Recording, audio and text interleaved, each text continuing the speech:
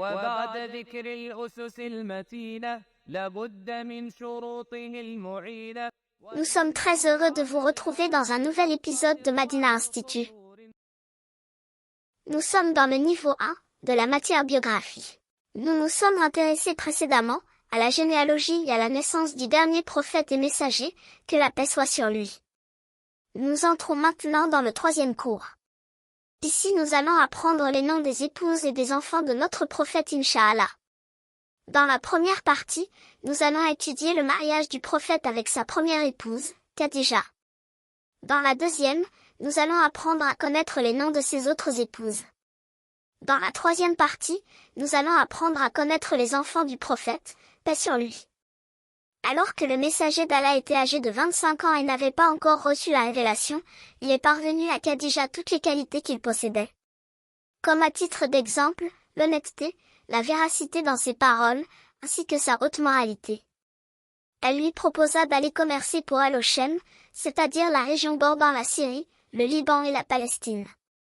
Le prophète accepta, et partit en compagnie d'un jeune homme. Lorsqu'ils revinrent tous deux à la Mecque, Khadija remarqua cette honnêteté en voyant son argent. Une chose qu'elle n'avait jamais connue auparavant. De plus, le jeune qui était en compagnie du prophète, l'informa du noble caractère que possédait Mohammed. Par la suite, Khadija voulut se marier avec le prophète, alors qu'à l'époque, les personnalités et les nobles la désiraient. Mais cette dernière refusa toute proposition, et alla se confier à son amie Nafissa de son envie de devenir l'épouse du messager d'Allah. Nafissa alla donc en faire part au prophète, qui accepta. Khadija fut donc par cela la première femme du prophète, et il ne s'est pas remarié jusqu'à qu'elle décède. Les points à retenir. Elle fut sa première épouse, elle est la mère de tous ses enfants excepté Ibrahim et elle est la première à avoir cru en lui avant tout autre, elle apaisa son cœur et le secourut.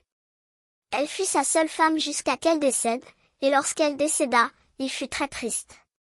Elle fait partie des rares femmes qui ont atteint le plus haut degré de perfection féminine. Elle était raisonnable, éminente, pieuse, chaste et généreuse. Elle est une des femmes du paradis, et le prophète ne cessait de la complimenter même après sa mort. Concernant ses épouses, qui sont les mères des croyants. Allah dit dans le Coran, le prophète a plus de droits sur les croyants qu'ils n'en ont sur eux-mêmes, et ses épouses sont leurs mères. Voyons leurs noms. Khadija, Sauda, Aisha, Hafsa, Habiba, Salama, Zainab bint Jahsh, Zainab bint Zaymah, Juwayriya, Safiya, Maymouna. Toutes vécurent après la mort du prophète sauf Khadija. Une question revient souvent, pourquoi le prophète avait tant d'épouses?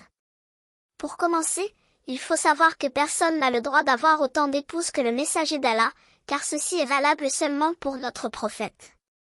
Premièrement, il y a le fait de transmettre l'islam avec l'exactitude des détails et ses spécificités.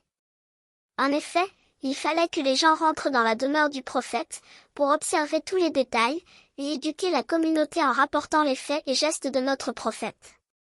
Comme Aïcha qui se maria jeune et qui apprenait énormément de choses, propageant le savoir qu'elle a acquis auprès de lui.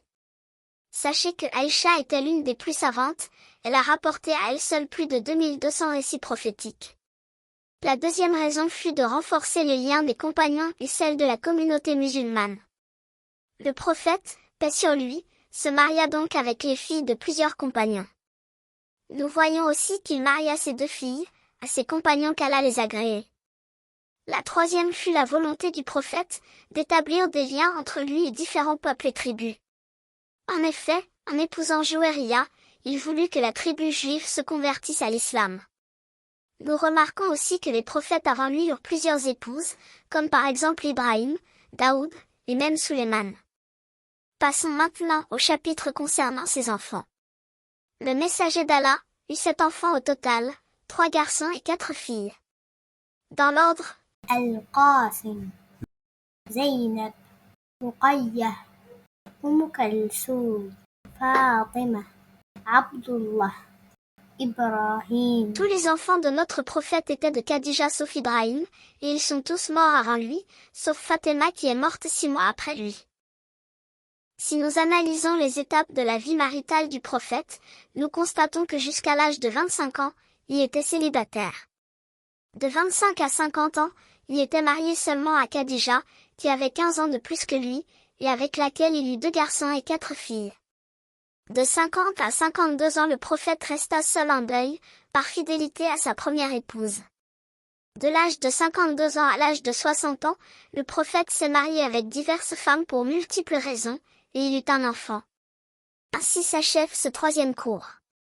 Nous demandons à Allah qu'il couvre de ses éloges notre noble et bien-aimé prophète. N'oubliez pas de vous abonner et d'aimer la vidéo. À bientôt avec Madina Institute.